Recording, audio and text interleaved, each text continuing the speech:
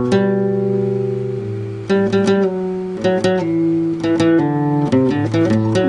در مرداب می روید تا به دنیا ثابت کند در بدترین شرایط هم می توان بهترین و زیباترین بود. اگر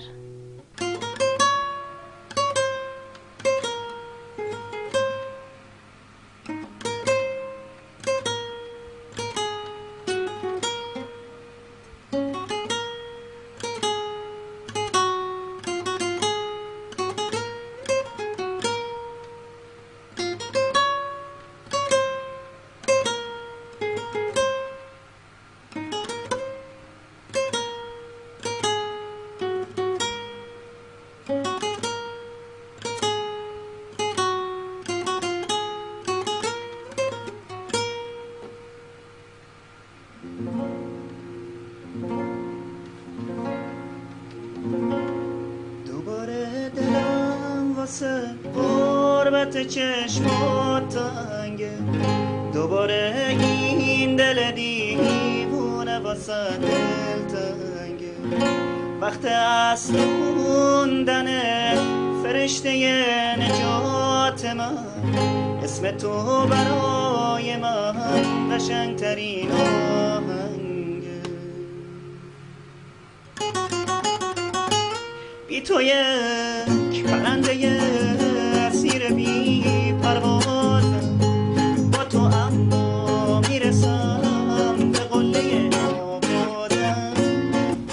من اسم کوچیکم غلامرضا هستم، بعد نیلوفر مرداب تخلص هنریم هستم. بعد 31 سال سن دارم و مدت نزدیک به 9 سال میشه که وارد موسیقی شدیم و حدود 5 سال خورده هم میشه که تدریس موسیقی، یعنی تدریس گیتار و آوازخوانی دارم.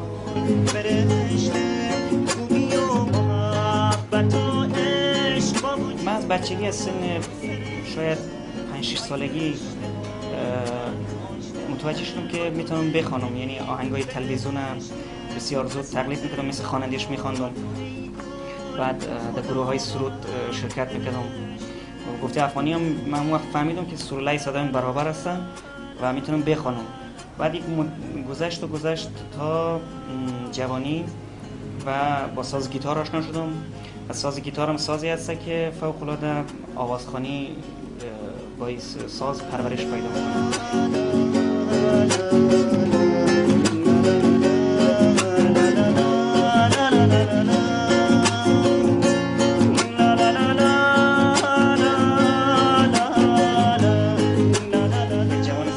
ممکنه تا به این سن رسیده چندین تا عشق تجربه کرده باشه. من چند تا عشق تجربه کردیم، چندین نفر دوست داشتیم. ولی خب باز میگیم هنوز نشده مثلا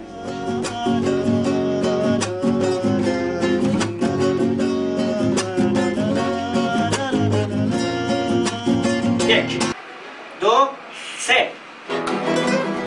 و کاملا از تدریس و درس دادن گیتار لذت میبرم. وقتی که کنار هنرجوهای خود هستم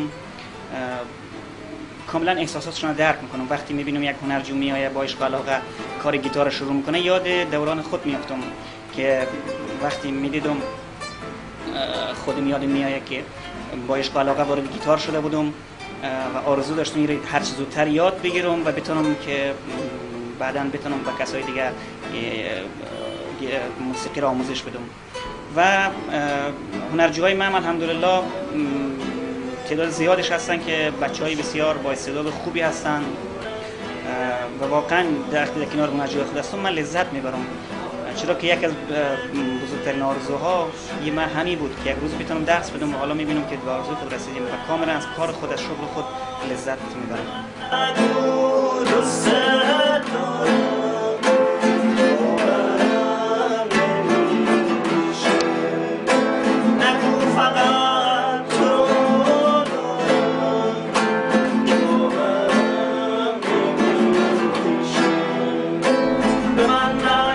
لقب هنری خود وقتی به عنوان نیلوفر مرداب انتخاب کردم، فکر میکردم که شاید من تنها معلولی باشم که میتونم موسیقی را ادامه بدم.